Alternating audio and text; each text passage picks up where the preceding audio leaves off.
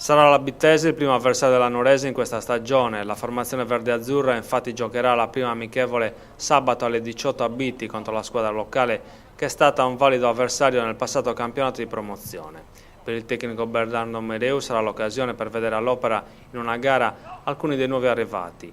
In questi giorni la squadra sta lavorando duramente per arrivare ad una condizione fisica e atletica soddisfacente. Si lavora sia sul fronte dell'intesa tra i portieri e i difensori, ma anche su quello tra centrocampisti e attaccanti.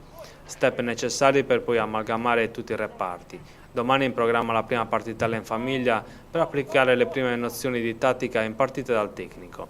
Un appuntamento importante in vista della crescita del gruppo che sta dimostrando di voler lavorare con grande entusiasmo e applicazione agli ordini dello staff tecnico. Il programma di lavoro procede senza intoppi, favorito anche dalle condizioni climatiche favorevoli che consentono un rapido recupero. Il preparatore atletico Marco Caligaris procede col suo programma di test per valutare le caratteristiche di ogni singolo atleta e valutarne lo stato di forma e le potenzialità. Intenso anche il lavoro di Pierpaolo Pisano, preparatore dei portieri, che sta sottoponendo a un duro allenamento Dell'Iperi e Boccucci. Il tutto sotto la supervisione di Mereu. Il morale del gruppo è alto e la voglia di far bene è un buon viatico per l'impegnativa stagione che attende la Nuorese.